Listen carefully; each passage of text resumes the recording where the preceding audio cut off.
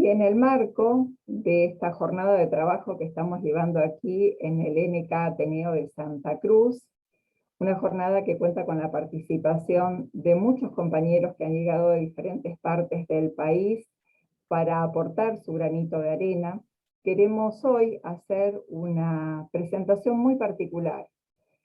Hablamos durante la jornada de las deudas, de lo que nos debemos como país y de lo que debemos construir de aquí en más.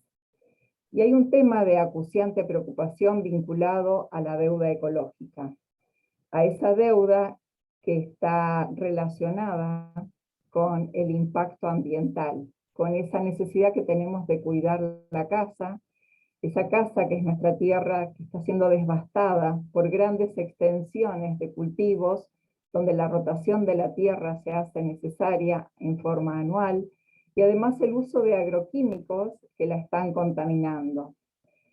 No es un azar que esto esté ocurriendo, porque hay una demanda creciente en la producción de alimentos.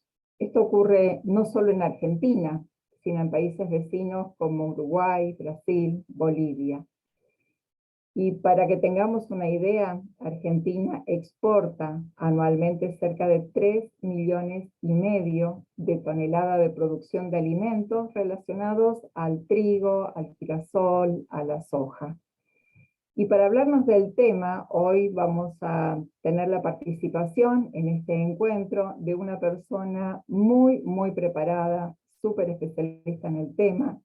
Ella es María Alejandra Scafati, es magíster en Políticas Públicas y Urbanismo, es magíster además en Derecho y Economía Ambiental.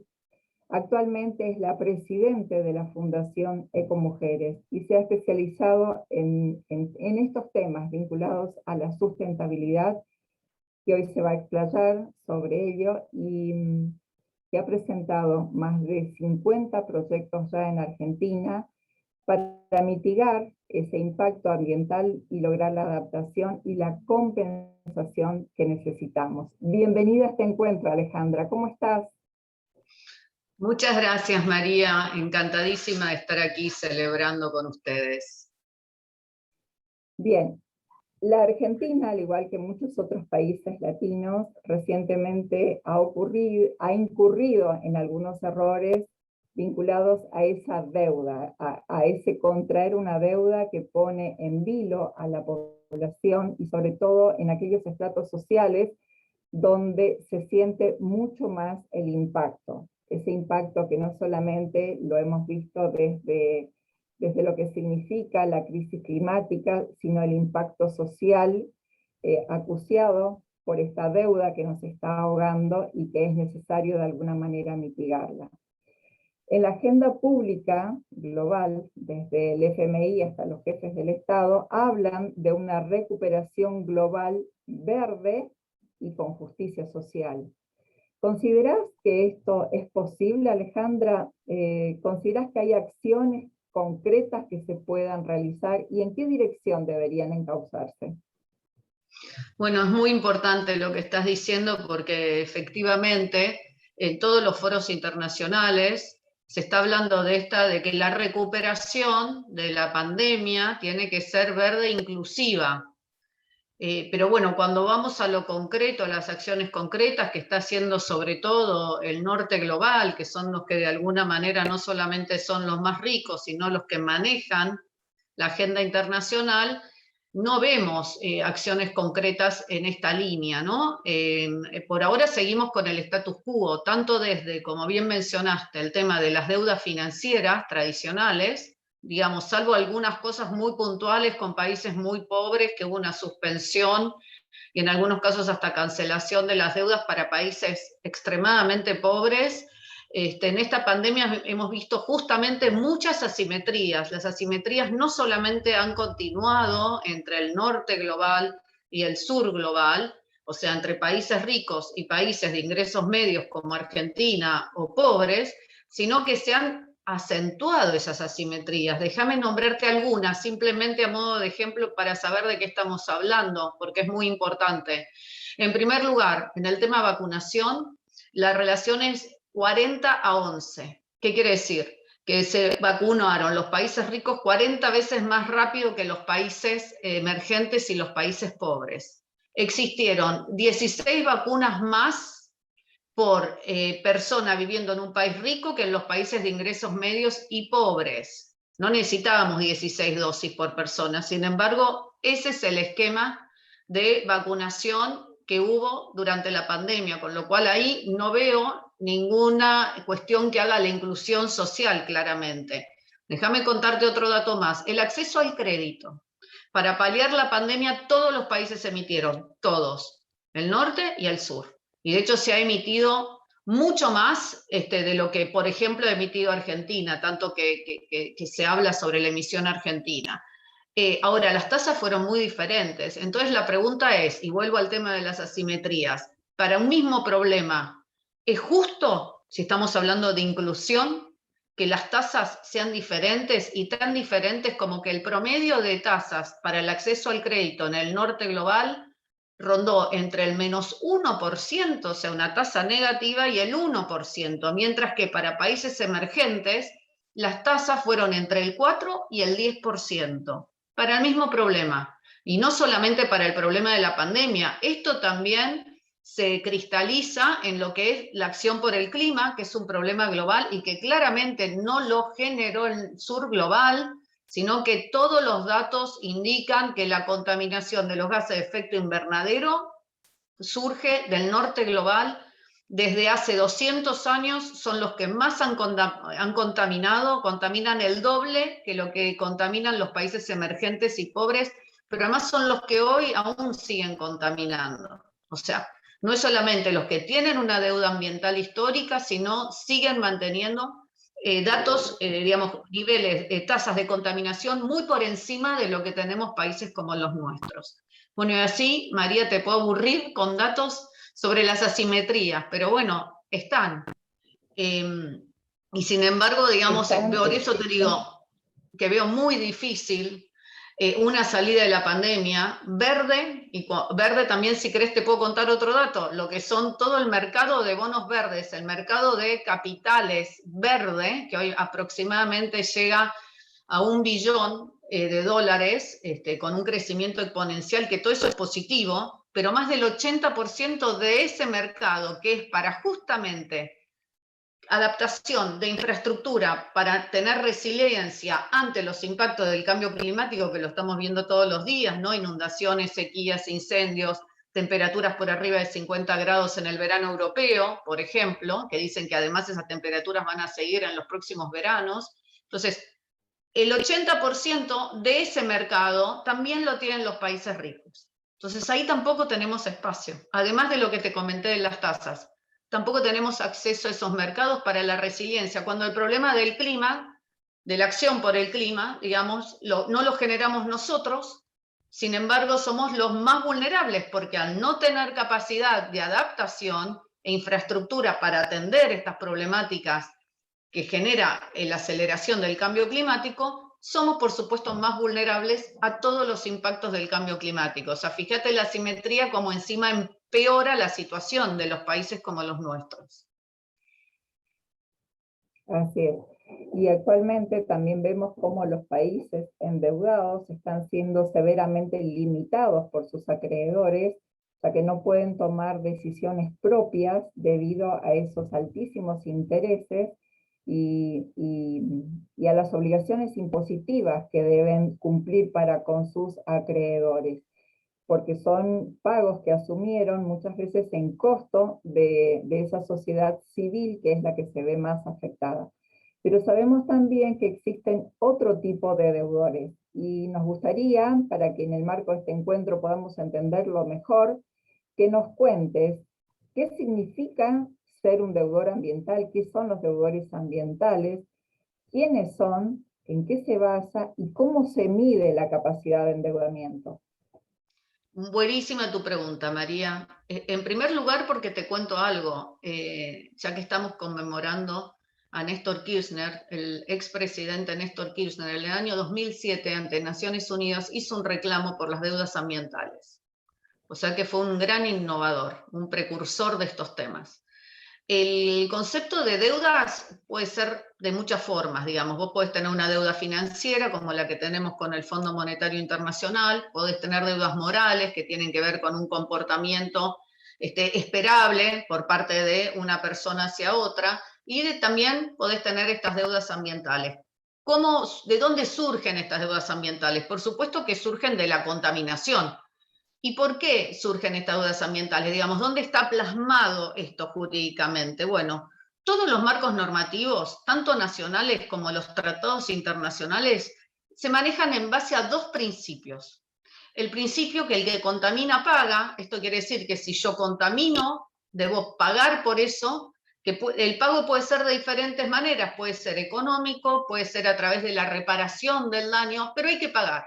Y eso está en todos los marcos jurídicos nacionales de todos los países, absolutamente todos los países. Ese es el principio central respecto a la contaminación. Pero además hay otro principio súper interesante, que es el de responsabilidades comunes pero diferenciadas. Este principio, que está en los tratados internacionales, sobre todo los del clima y los de la conservación de la biodiversidad, que son los dos grandes tratados que se están viendo ahora en este momento a nivel global, y si querés después hago un paréntesis y profundizamos un poquito allí, dice, y estos tratados están firmados, no solamente que las agendas son, digamos, planteadas del norte hacia el sur.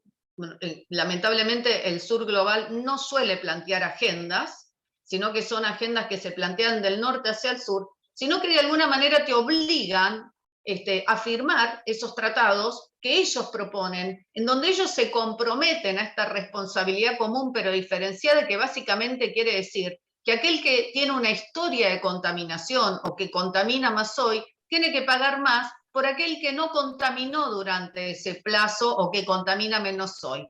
Bueno, el que contaminó, como dije anteriormente, ¿no? Históricamente, y que sigue contaminando hoy, son los países ricos, justamente los que promueven estas agendas, pero a la hora de la verdad han licuado estas agendas. La promueven, la firman, se comprometen, prometen un montón de cosas, como por ejemplo en el tema de la acción por el clima, hay un fondo comprometido hace más de 10 años, de 100.000 millones de dólares, para justamente ayudar en el desarrollo de infraestructura verde para los países emergentes y pobres, que todavía está en el 2% se ha cumplido de ese fondo nada más, para que tengamos una idea de qué estamos hablando, con números concretos. O sea, nada, una vergüenza. Están todos los plazos vencidos, y sin embargo, ¿qué hacen? Licúan la responsabilidad. Por ejemplo, la acción por el clima nace con el Tratado de Kioto. Kioto fracasó rotundamente. Ahí estaba clarito quiénes eran los países deudores ambientales y quiénes eran los acreedores, dividido en dos anexos que se llamaban Anexo 1 y Anexo 2. El Anexo 1 eran todos aquellos que tenían la obligación no solamente de reducir los niveles de contaminación, sino pagar específicamente, económicamente medible, por la contaminación que generaban. Y el anexo 2, en donde estaba Argentina, en donde voluntariamente se sumaban, pero no tenían esta responsabilidad del pago. Bueno, una historia muy larga, corta, estamos yendo a la COP26. Esto quiere decir que hubieron 26 reuniones por la acción de clima a nivel internacional, o sea que este concepto, este principio existe hace más de 26 años y no hemos logrado nada. Y lamentablemente, María, ojalá me equivoque, esto está grabado, esto está filmado en este momento, así que lo vamos a saber dentro de 15 días. No veo muchas expectativas respecto de lo que va a pasar en la COP26.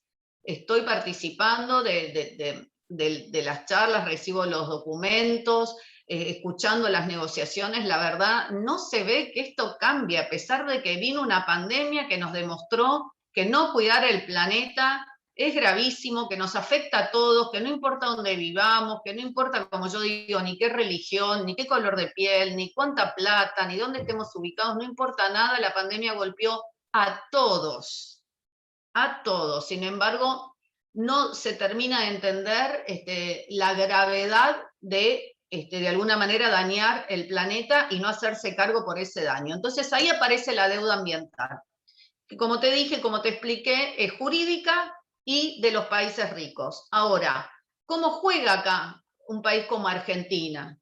Bueno, la deuda ambiental se puede medir, hay diferentes formas de medirla. Uno con las emisiones de gases de efecto invernadero, otro con un concepto que si bien no es nuevo, ahora está empezando a divulgarse un poco más, que es el de la huella ecológica, que quiere decir que hay países que tienen justamente una reserva verde, una reserva de biodiversidad, que de alguna manera está colaborando con la absorción de estos gases de efecto invernadero y con la contaminación. Dentro de esos países, el que tiene huella ecológica positiva es Argentina. En realidad, gran parte de Sudamérica, y son de los pocos países con huella ecológica positiva. Mientras que todos los países ricos, absolutamente todos, tienen huella ecológica negativa. Esto quiere decir que están en deuda con el planeta, con la sociedad, con todos.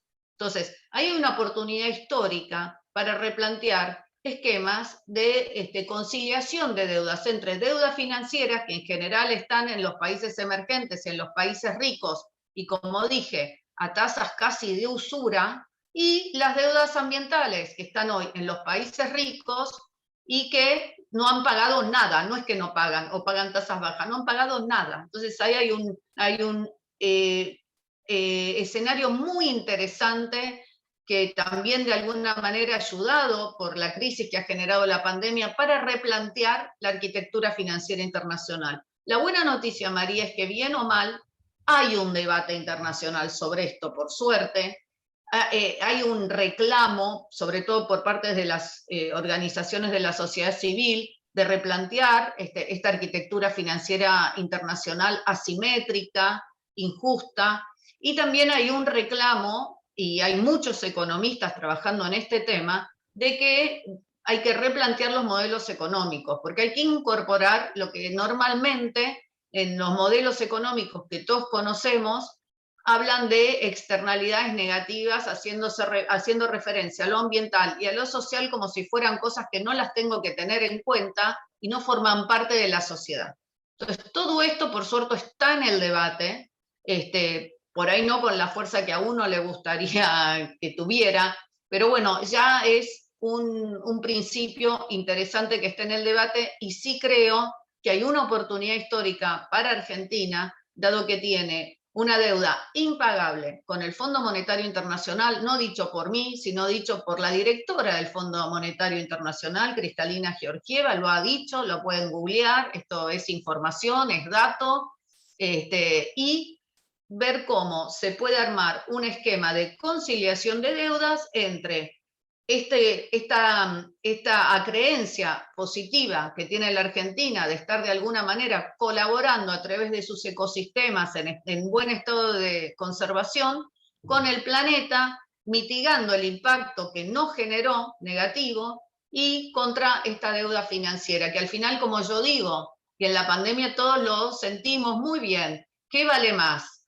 El oxígeno que respiramos todos los días, ¿sí? No tener que usar un barbijo y tener calidad ambiental, ¿sí? O dólares, que de última es una construcción social que si vas a lo biológico no sirven de mucho los dólares cuando no podés respirar, ¿no? Así es, así es. Me gustaría tomar dos conceptos de esto que acabas de explicar, que me parece que es fundamental para que todos los compañeros que estamos hoy aquí reunidos podamos entender. Por un lado, lo que es cuantificación, y por otro lado, esta nueva conciencia referida al cuidado del planeta. Cuando hablamos de cuantificación es referido a la nueva corriente de pensamiento que se plantea en torno a la deuda externa y está vinculado un poco a la cuantificación de la deuda ecológica. Y por otro lado, la creación de esa nueva conciencia que se plantea en torno al cuidado del planeta y a determinar de alguna manera quién le debe a quién. En ese marco, ¿qué considerás que necesita la Argentina para salir de esta crisis y cómo nos afecta la deuda externa tanto con el FMI como con otros clubes, como por ejemplo otros grupos como el Club de París? Bueno, muy bien. Las mediciones hoy son, por suerte, están consensuadas internacionalmente. De hecho, uno de los debates que se va a dar en la COP26 en Glasgow, en Escocia, es cuánto va a valer el dióxido de carbono, digamos, la tonelada de carbono para todos. porque hoy hay mercados voluntarios, hoy hay una mezcla de precios. Entonces, una de las cosas que se está proponiendo la COP26 como agenda es tratar de tener un precio de carbono que sea aceptado por todos. La otra cosa muy interesante que se está dando justamente en estos días es la COP15, la de biodiversidad, que también es un tratado internacional que tiene muchos años, que hasta la fecha no se ha cumplido ninguna de las metas, y este año se va a resetear o se van a replantear las metas al 2030. Ahí lo que se está midiendo es el valor de la biodiversidad. Y eso hasta ahora no se hablaba. Entonces, ¿qué significa el valor de la biodiversidad? Hay varias métricas internacionales, investigaciones de más de 20 años, que dicen que se puede medir la biodiversidad. En primer lugar, algunos datos, solamente a modo de ejemplo. La biodiversidad hoy se cree que aporta el 50% del PBI global. Esto quiere decir, si yo pierdo biodiversidad, se pierde el 50% del PBI. Sepamos que la pérdida de biodiversidad en los últimos 40 años supera el 40%. Vos dijiste algo de los cultivos. Hoy a nivel global, los suelos tienen un deterioro en un 70%, los suelos globales, estoy hablando, y una desertificación también equivalente al 40%. Digo, la desertificación implica suelos que posiblemente no se puedan volver productivos nunca más. Estos son los grandes problemas globales, con lo cual cada vez tenés menos lugares en donde generar los alimentos que se necesitan para una población que está creciendo y que se estima que en breve vamos a ser más de 9.000 millones de habitantes. Si hoy pensamos que hay un 20% casi de la población que no come todos los días como debería, 3 comidas al día, imagínate somos un poquito más de 7.000 millones de habitantes con 2.000 millones de habitantes más, digo, problema al margen.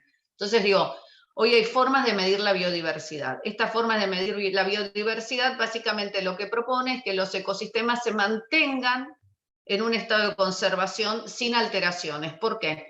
Porque no sirve plantar arbolitos en forma aislada. Para que un arbolito en forma aislada crea un ecosistema necesita de muchos años. Por eso es importante mantener los ecosistemas, básicamente los bosques, los que hoy están en un buen estado de conservación, porque eso es lo que te da todos los servicios que necesitamos desde el punto de vista ecosistémico para tener calidad ambiental y para tener productividad, para que este PBI del que te comenté, en donde, entre otras cuestiones, trabajamos el tema de alimentos, pueda seguir siendo productivo para los alimentos y se desacelere este deterioro del suelo. Por ejemplo, por dar un ejemplo.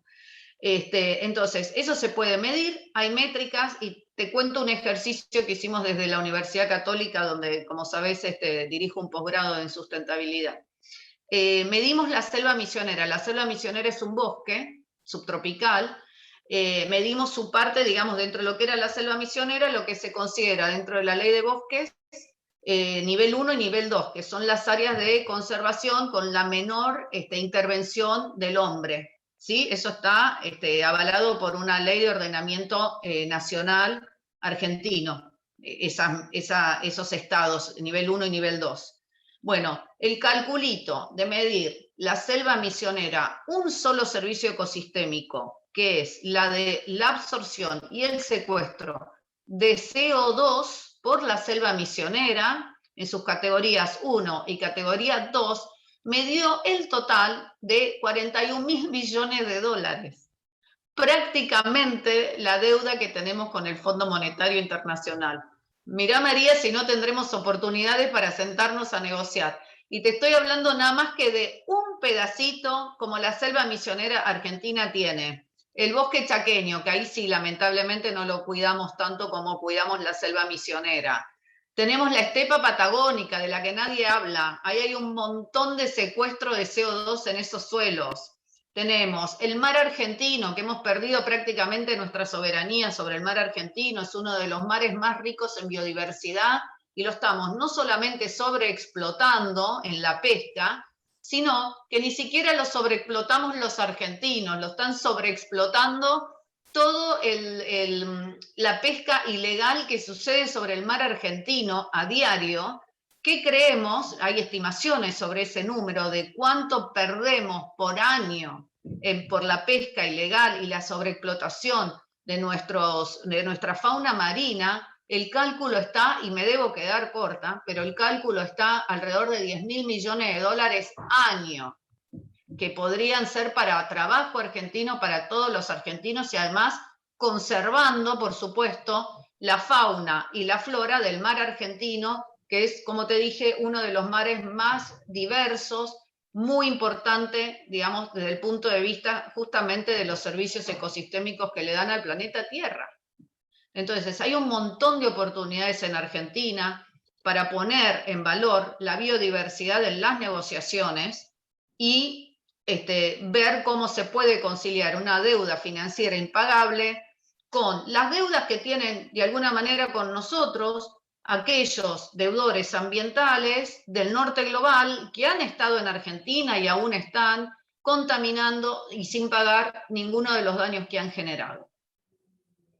Clarísimo, clarísimo, Leandra. Y es realmente impactante conocer en números los resultados de estos estudios que se están haciendo y cómo tenemos tanto valor del cual podemos aprovecharnos y seguir cuidando para crear esta conciencia, porque esa nueva corriente, justamente referida a la deuda ecológica, nos habla de también cuidar un poco más y empezar a potenciar los recursos que cada región tiene, que cada lugar tiene como para aprovecharse, y que ese endeudamiento que generalmente lo obtienen o lo hacen los países para aumentar su producción, una producción genuina, después se ve de alguna manera en desmedro de su propia población. ¿En qué aspectos considerás que debería potenciarse la Argentina en ese nuevo paradigma de la pospandemia, sobre todo para tener un mayor desarrollo sostenible? María, hay un montón de oportunidades en Argentina. Déjame nombrarte 2 o 3 temas. Uno, hidrógeno.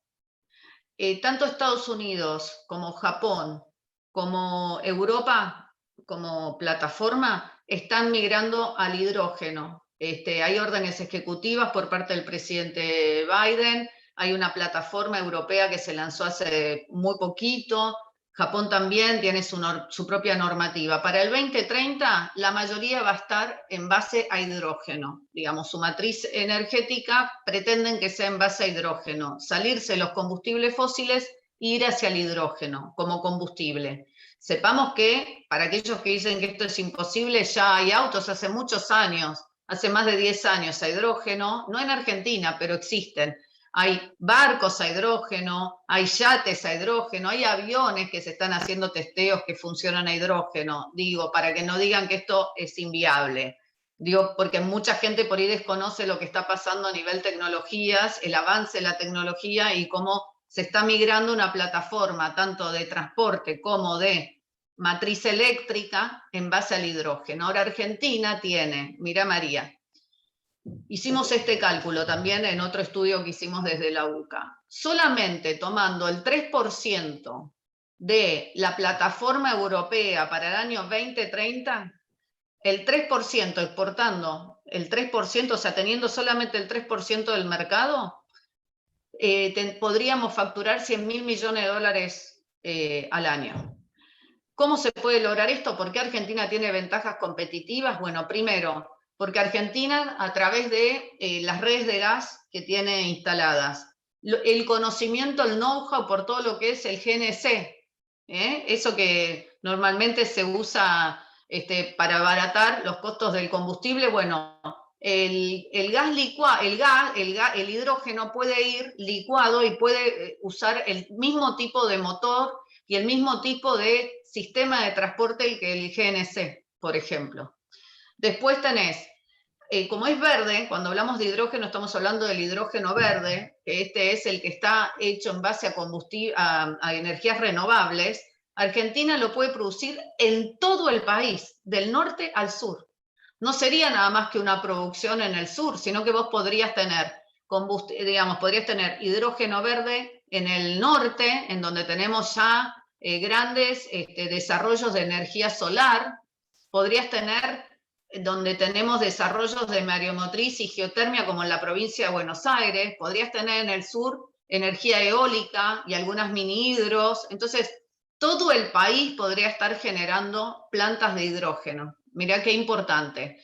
Entonces tenés, no solamente estás migrando rápidamente, haciendo el salto tecnológico rápido hacia una matriz 100% limpia y sin emisiones de gases de efecto invernadero, o sea, y ahí te plantás muy bien en lo que es la estrategia internacional, sino generando una industria de exportación en donde está reconocido por el resto del mundo las competencias y capacidades de Argentina, digamos, hablan de nosotros afuera de Argentina y nosotros todavía no tenemos una plataforma para el desarrollo de hidrógeno, hablan de nosotros en Chile, hablan de nosotros en Australia, que son los dos países que están hoy más, digamos, más avanzados en la producción de hidrógeno y no pueden creer que Argentina no tenga armada una plataforma. O sea, industria de exportación en todo el país, generando empleo de calidad, empleo verde, matriz eléctrica limpia, ¿qué más podemos pedir? Eso es el hidrógeno. Ni hablar de lo que es conservación, ¿no? Les conté un pedacito chiquitito de la película, pero bueno, ir a esquemas de conservación de la biodiversidad, y como dije antes, en estas agendas globales que están de alguna manera forzando la conservación de ciertos espacios, de ciertos ecosistemas que tienen algunas condiciones muy valoradas por la riqueza, como son los casos que mencioné de Argentina, eso va, digamos, se está planteando cuál va a ser el esquema de financiamiento de eso. Y ahí Argentina tiene una oportunidad histórica, como bien dijiste, María, y muy importante, cuidándola. Si no cuidamos los ecosistemas, digamos, eso no va a suceder. Pero tenemos la oportunidad, tenemos ecosistemas en buen estado de salud, bueno, de potenciar ese cuidado. Otro dato muy importante es todo lo que tiene que ver con agricultura orgánica y ganadería. Digamos, Argentina es el segundo exportador de productos orgánicos. Esto en Argentina la mayoría de la gente no lo sabe. Tenemos un ecosistema emprendedor vinculado con la producción orgánica. Somos líderes y prácticamente no tienen ningún tipo de ayuda. Imagínate si de alguna manera potenciamos la producción orgánica, saliéndonos un poquito de lo que es, si bien en Argentina, dentro de lo que son los grandes pools de siembra, tenemos siembra directa, que cuida mucho los suelos, digo, y es muy importante también la industria de los alimentos, por esto mismo que hablamos antes, la necesidad que hay a nivel global de generar alimentos, no podemos descuidar esa parte, y teniendo siembra directa como tenemos, que en eso también somos líderes a nivel global, bueno, podemos cuidar un poquito más por ahí, tratando de empezar a usar agroquímicos que no sean químicos, sino que sean más amables con el ambiente, pero ayudar un poco más, fomentar lo que es la agricultura orgánica también. Esto es para todo el país, María. De norte a sur vos podés tener producción orgánica. Y eso no te olvides que va muy de la mano con lo que es la agricultura familiar. En Argentina es muy fuerte la agricultura familiar, prácticamente funcionan sin ningún tipo de ayuda, no tienen ni acceso al crédito, no tienen inclusión financiera, no tienen inclusión tecnológica, no tienen inclusión energética. Todas cosas que se podrían resolver muy fácilmente y que ayudarían muchísimo al desarrollo local. Y además, bueno, como tengo una fundación ambientalista que promueve el empoderamiento de la mujer, en lo que es agricultura familiar, en la mayoría de los emprendimientos, las mujeres son las líderes, son las que llevan adelante este tipo de emprendimientos. Así que bueno, eso también, por lo menos para mí, me parece importante mencionarlo. Así que bueno, ahí te hice un panorama chiquitito de las cosas que puede hacer Argentina en estos términos, que ya las está haciendo, pero necesita, si querés, un plan estratégico que realmente mire y ponga toda la carne en el asador, como se dice comúnmente, y colaboren y vean cómo pueden facilitar este tipo de desarrollos, todos de exportación además. Qué valiosa tu contribución, Ale. La verdad que es un placer haber compartido este pequeño espacio, un placer para nosotros tenerte de alguna manera presente a través de tus conocimientos y toda la experiencia acumulada en estos años de venir presentando tantos proyectos para contribuir al cuidado del medio ambiente, sobre todo en nuestro querido país. En la convicción de que muchos de estos conocimientos van a estar incluidos en este documento final que estamos prontos a elaborar, todos quienes participamos en las diferentes mesas aquí, desde educación, salud, seguridad y medio ambiente, obviamente las patas fundamentales para construir una sociedad fuerte, unida, y de cara a ese tercer milenio al cual nos encaminamos en muy pocos años nada más. Muchísimas gracias por tu participación y por estar colaborando con nosotros en este encuentro. Muchas gracias, María. Bueno, a vos, por supuesto, un lujo la entrevista, y bueno, a todos los organizadores por sumarme, y desde ya cuenten conmigo en todo aquello que podamos colaborar. Encantada. Muchas gracias. Chau, chau.